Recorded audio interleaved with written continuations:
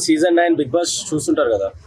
Big boss అంతగా చూడను, నాకు అంతగా అది కూడా నచ్చదు. ఎందుకనంటే అది మరి రియలా లేకపోతే ఫేకా, డేస్ డేస్ ఫ్యామిలీలను వదిలేసుకొని ఒక అబ్బాయిలు అమ్మాయిలు లేడీస్ మొత్తం కలిపి బిగ్ బాస్ హౌస్లో కలిసి ఉండడం, ఇదంతా ఎలా ఉందంటే అంటే యూత్ని చెడగొడడానికి ఇటువంటి ప్రోగ్రామ్స్ పెడుతున్నారా లేకపోతే ఏంటి అనేది అయితే అర్థం కావట్లేదు. కానీ నేనైతే మాత్రం బిగ్ బాస్ అంత లైక్ అయితే చేయను. మొన్న చూసాను, ఎందుకు అసలు ఏంటి ఈ బిగ్ బాస్ అని యూత్ మొత్తం కొట్టుకుంటుంది. పనులు ఆపేసి బిగ్ బాస్ చూస్తున్నారు, జాబ్లు ఆపేసి బిగ్ బాస్ చూస్తున్నారు, సాఫ్ట్వేర్లు బిగ్ బాస్ చూస్తున్నారు, చిన్న చిన్నగా కూలీనాలి చేసుకునే వాళ్ళు బిగ్ బాస్ చూస్తున్నారు. ఏంటి ఈ బిగ్ బాస్ అని మొన్న ఏదో సరదాగా చూశాను అనమాట. మన మేడం గారు వచ్చారు, దువ్వాడ మాదిరి ఏంది ఆవిడ, దువ్వాడ మాదిరేనా ఆయన ఏదో వేరే ఉంది, అది పేరు దివ్యల మాధురి. దువ్వాడకి వైఫ్ ఎలా అయింది? ఆ దివ్యల అనే పేరు వేరు, అది ఆమె హస్బెండ్ ఇంటి పేరా లేకపోతే వాళ్ళ డాక్టర్ ఆఫ్ పేరా? ఈ దువ్వాడకి ఎక్కడ కనెక్ట్ అయింది ఈవిడ? వాళ్ళ భార్య పిల్లలు ఎంత బాధపడుతున్నారు, ఎంత కృంగిపోతున్నారు.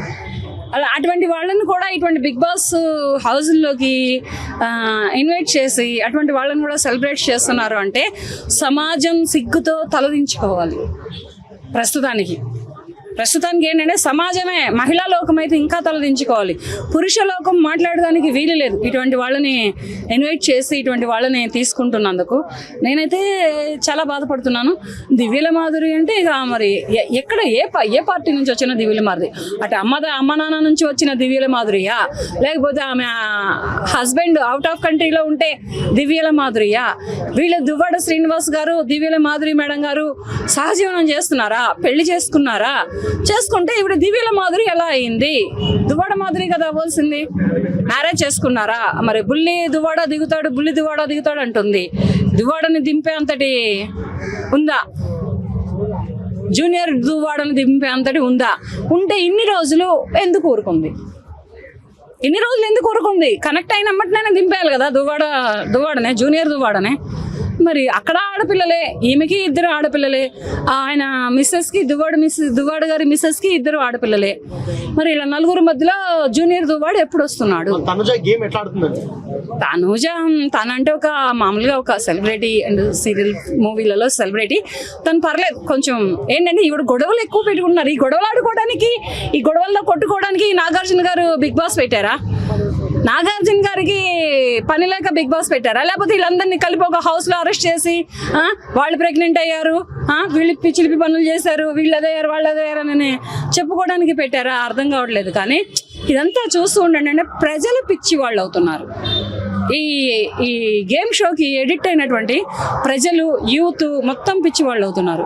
వాళ్ళలో కొంతమంది యూత్ తిట్టుకుంటున్నారు, ఇంకా కొంతమంది యూత్ పిచ్చిగా చూస్తున్నారు, ఇంకా కొంతమంది యూత్ అయితే ఏంటంటే ఎందుకు పెట్టి వీళ్ళు ఎందుకు వచ్చారా సామే అనుకుంటున్నారు. ఇలా ఉంటున్నారు అనమాట. మరి ఆవిడ గేమ్ ఎలా ఉందంటే మీరు చూసారు కదా? ఎవరు గేమ్? వేస్ట్ అసలు లెక్క. ఆమె లైఫే వేస్ట్.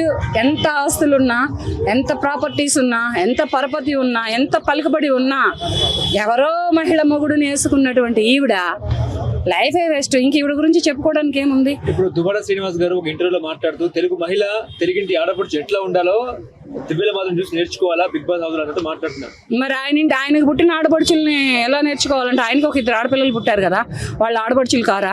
ఆయన భార్య, ఆయన ఫస్ట్ టైం మ్యారేజ్ చేసుకున్న ఒక మహిళ ఉంది కదా, ఆవిడ వేరే వాళ్ళ ఇంటి ఆడపడుచు కదా? వాళ్ళని చూసి ఏం నేర్చుకోవాలి? వాళ్ళని చూసి ఇప్పుడున్నటువంటి జనరేషను ఏ నాగరికత నేర్చుకోవాలి? వాళ్ళ మొగుళ్ళని వీళ్ళ పిల్లల్ని వాళ్ళు వదిలేసేసి ఈ దువ్వాడ గారి భార్యని పిల్లల్ని ఆయన వదిలేసినట్టు, ఈ దివ్యల గారి మొగుడు పిల్లల్ని ఏం వదిలేసినట్టు వదిలేసి ఒకళ్ళని సహజీవనం చేయాలంటున్నా? అదే నా ఆడపడుచుతనం అంటే? తెలుగింటి ఆడపడుచు అంటే దివ్యల మాధురి అదేనా? మొగుడిని పిల్లల్ని వదిలేసేసేసి వేరే మహిళ భర్తని పిల్లల్ని వేసుకోవడం తెలుగింటి ఆడపడుచుతనమా? కట్టుబొట్టు చూసి అందరూ నేర్చుకోవాలంటూ మాట్లాడుతున్నారు. కట్టుబొట్టు ఏముంది? డ్రామాలు ఆడేవాళ్ళు చాలా మంది చేస్తారు. ఇప్పుడు నేను కట్టుబొట్టు బాగానే కట్టాను, చీర కట్టాను, మంచి సాంప్రదాయంగా ఉన్నాను. నా బ్యాక్గ్రౌండ్ ఏందో ఎవరికి తెలుసు? నేనుగా బయటకు వస్తే అప్పుడు తెలుస్తుంది నా బ్యాక్గ్రౌండ్ ఎవరు, నా ఫస్ట్ హస్బెండ్ ఎవరు, నా సెకండ్ హస్బెండ్ ఎవరు, నా థర్డ్ హస్బెండ్ ఎవరు, ఫోర్త్ హస్బెండ్ ఎవరు, హస్బెండ్కి ఎంతమంది పిల్లలు పుట్టారు, ఎవరిని దింపుతున్నాను అనేది బయటకు వస్తుంది. ఇది లేదు కదా నా దగ్గర.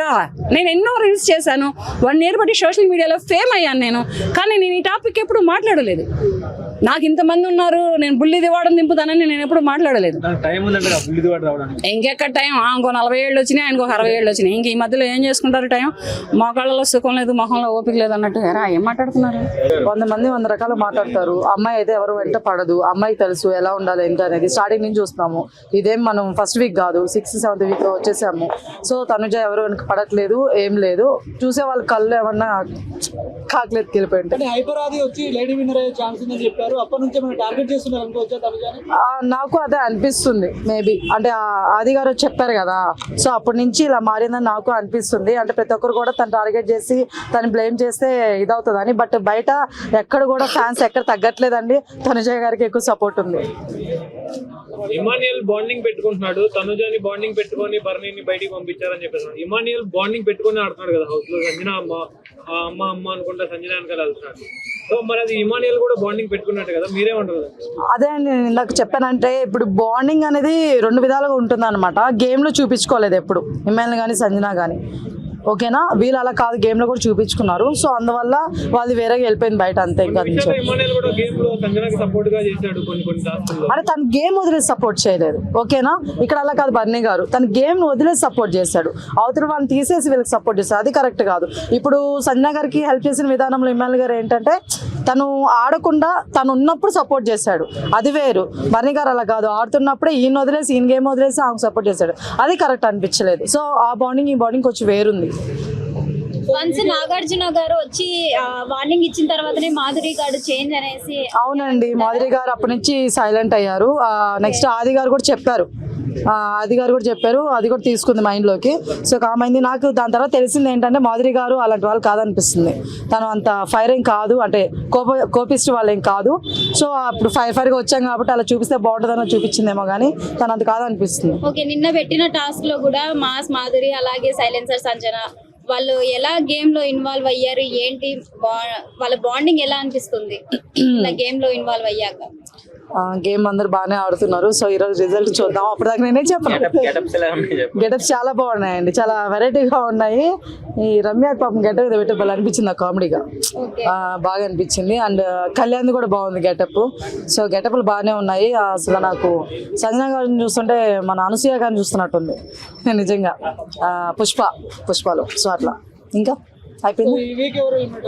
రమ్య అనుకుంటున్నాను. బట్ పోలింగ్ ప్రకారం చూస్తే శ్రీనివాస్ సాయి గారు ఉన్నారు. చూద్దాం, బిగ్ బాస్ ఎప్పుడు పోలింగ్ ప్రకారం బాడు కదా. దివ్యల మాధురి రమ్య గారు వచ్చాకే కొంచెం జనాలకు ఇంట్రెస్ట్ పెరిగింది. నేను వెళ్ళిపోమంటే వెళ్ళిపోవడానికి రమ్య గారు ఎవరు, నేనెవరు? అలా అనుకుంటే బన్నీ కానీ అసలు పంపిను కదండి, ఓకేనా? బట్ అలా కాదు. యాక్చువల్ వాళ్ళిద్దరు రావడం వల్ల ఏం జరగలేదు, కానీ వాళ్ళు వచ్చారు, చెప్పారు అనమాట. మేబీ వాళ్ళిద్దరు రాకపోయినా సరే ఆది గారు కానీ నాగార్జున గారు మొన్న దివాళీ ఎప్పుడైతే చెప్పారో ఆ రోజు ఎపిసోడ్ లో, అది చెప్పుంటే మన వాళ్ళు అప్పుడు కూడా ఫైర్ ఆడతారండి మళ్ళీ. సో అట్లా. కానీ ఒకటైతే చెప్పగలను, బర్నీ గారు వెళ్ళిపోవడం వల్ల తనుజ గారి గేమ్ చాలా ఇంప్రూవ్ అయింది, అదైతే నిజం. బిగ్ బాస్ 9 చాలా మంది కూడా అన్ఫెయిర్ ఎలిమినేషన్స్ చేస్తున్నారు అని చెప్పేసి అంటున్నారు అనమాట. సో దానికి మీరేం చెప్తారు? నిజం అనిపించిందండి నాకు కూడా. ఎందుకంటే అమ్మాయి శ్రీజ ఉంది కదా, అప్పటి నుంచి నాకు అన్ఫేర్ అనిపించింది. దాని ముందు వరకు కూడా ఓకే, మనం ఎక్స్పెక్ట్ చేసే విధానంగానే వెళ్తుండింది. శ్రీజ నుంచి నాకు అన్ఫేర్గా అనిపిస్తుంది కొంచెం.